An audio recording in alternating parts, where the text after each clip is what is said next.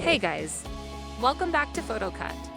In today's video, we are going to see how to remove background using photoCut. Start by downloading the photoCut app using the link provided in the description below. After installing the app, open it to discover its numerous features. It's designed to boost your creative potential in ways you never thought were possible with a mobile app. Begin by selecting the BG Remove feature.